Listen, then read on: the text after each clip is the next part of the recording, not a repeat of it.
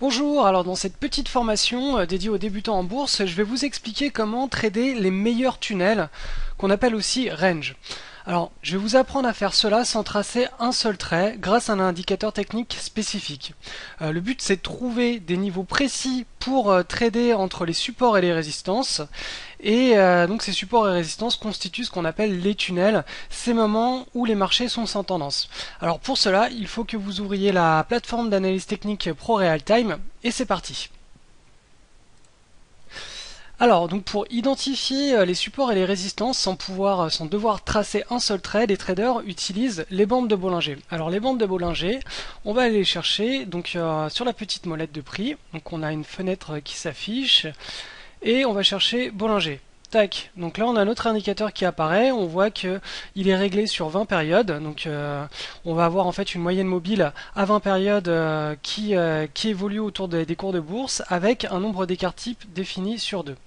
Donc là on peut voir à quoi ça ressemble sur un graphique. Donc la moyenne mobile qui parcourt les cours auxquels on ajoute deux écarts types pour avoir la bande de Bollinger supérieure et à la moyenne mobile à laquelle on enlève deux écarts types pour avoir la bande de Bollinger inférieure.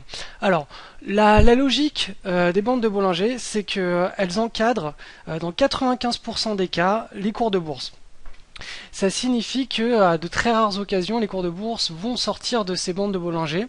Donc elles vont nous permettre, en trading pratique, en trading réel, de trouver des niveaux de support et de résistance. Donc un support, qu'est-ce que c'est? Un support, c'est un niveau où les cours viennent ressaquer plusieurs fois à peu près au même niveau. Donc la plupart des traders s'amusent à tracer des traits pour essayer de les identifier. Le problème, c'est que ces traits, ils sont assez arbitraires.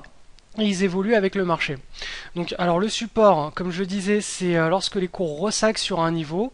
La bande de Bollinger inférieure représente ce niveau de support et la bande de Bollinger supérieure représente le niveau de résistance. Donc le niveau sur lequel les cours vont venir buter à plusieurs reprises sans pour autant réussir à les dépasser. Alors le gros avantage de cet indicateur, c'est qu'il s'adapte à la volatilité de toutes les actions et de tous les actifs que vous pouvez trouver et trader sur le marché. Donc il encadre en permanence la fluctuation des cours.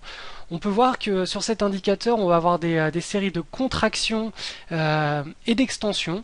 Donc c'est normal, hein, quand on a un marché qui est en forte tendance, on va avoir des bandes de Bollinger qui vont être en extension. Par exemple, sur cet exemple Danone, on va voir que hop, quand les cours commencent à grimper très fortement, on va voir les bandes de Bollinger qui vont s'écarter symétriquement. Et lorsque les cours évoluent, fluctuent de moins en moins fortement, on va avoir des bandes de Bollinger qui se contractent. Alors donc, l'intérêt des bandes de Bollinger, hein, c'est de bien définir si on est dans un marché avec de la volatilité ou sans volatilité, et si on a un marché qui est en train qui est en pleine extension ou non. Donc maintenant, on va voir les trois situations typiques, hein, plus particulières, que l'on peut retrouver sur ces bandes de Bollinger, et surtout le cas en particulier qui nous intéresse pour trader les tunnels. Ok, donc dans cette petite partie, on va voir comment identifier l'état d'un marché, donc les trois états d'un marché, juste avec des bandes de Bollinger. Donc le premier état d'un marché qu'on va identifier, c'est lorsqu'on a des hausses explosives paraboliques. Donc ça se matérialise sur les graphiques par des bandes de Bollinger qui sont en pleine divergence. Donc elles se font opposition, elles sont symétriques. Et donc c'est le genre de marché qu'il faut trader lorsqu'on fait du trading de tendance. Bon, c'est pas ce qui va nous intéresser dans cette formation. Mais voilà, ça c'est un état. Par exemple sur l'or, on voit que chaque barre ici représente une année. Depuis 2005, l'or est un marché qui est fortement en tendance et donc on a vraiment une tendance parabolique et explosive sur des données annuelles. Donc ça c'est le premier état, c'est des hausses paraboliques. Le deuxième état, ça va être des hausses longues et régulières. Donc si on reprend tac l'or, on va se rendre compte que sur une unité de temps inférieure, donc mensuelle, c'est-à-dire que chaque petite barre représente un mois de cotation, on a des bandes de Bollinger qui vont évoluer pratiquement parallèlement dans le sens de la hausse pour qualifier donc le trend haussier qui sera long et régulier. Vous voyez hein, que la hausse se fait avec une logique qui est récurrente dans le sens où on n'a pas des barres qui sont beaucoup plus importantes dans leur évolution que les autres. Donc voilà, c'est les mouvements longs et réguliers. Et donc la troisième caractéristique des marchés, c'est quand ils sont en range, c'est-à-dire sans tendance. Donc les bandes de Bollinger vont nous permettre d'identifier ces marchés avec des parties de ping-pong. Alors, à quoi ça ressemble? Tac tac, je retrouve un graphique. Alors par exemple là sur l'or, on se rend compte que là dans les années 1980 jusqu'à 1996, on avait un marché sur l'or qui était sans tendance. Vous voyez, les cours font du ping-pong entre les bornes basses et hautes, et on a une volatilité qui se contracte. Alors voilà, les bandes de Bollinger vont nous permettre de définir le niveau de support, le niveau de résistance pour trader dans ces ranges, mais ce qu'on va en particulièrement qualifier, en tout cas pour notre trading intra-range dans les tunnels, c'est ce genre de mouvement, mais avec beaucoup plus de volatilité. C'est ce qu'on va voir dans la prochaine partie. Alors, la méthode pour identifier les bons tunnels, éviter les mauvais et pouvoir les trader. Alors, là par exemple, on a un graphique de Danone en données trimestrielles. La différence entre un tunnel qui est bon à trader et un mauvais tunnel, c'est tout simplement la volatilité qui le caractérise. Alors déjà, il nous faut quelque chose qui soit sans tendance. Par exemple, si on regarde ce graphique, on voit qu'ici, pendant les années 2003-2004, la moyenne mobile est plate, donc on n'a pas de tendance. Les cours viennent fluctuer du bas vers le haut du tunnel. Le problème, c'est qu'on a une forte contraction des bandes de Bollinger et que ce genre de situation n'est pas très intéressante pour trader les tunnels. Contrairement à la situation actuelle, on voit qu'on a une forte volatilité puisque les cours ressac depuis sont allés ressaquer très très bas en 2009 et sont remontés avec un énorme, une très très grosse volatilité vers le haut du range jusqu'en 2012. Si on arrive on est sur les situations actuelles de haut du range, donc on pourrait éventuellement commencer à regarder à mettre en place un plan de trading pour vendre les marchés et viser le bas du range dans les trimestres à venir.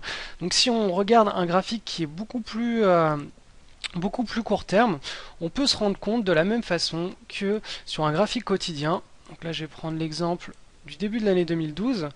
On avait un très joli range, voilà, comme ça.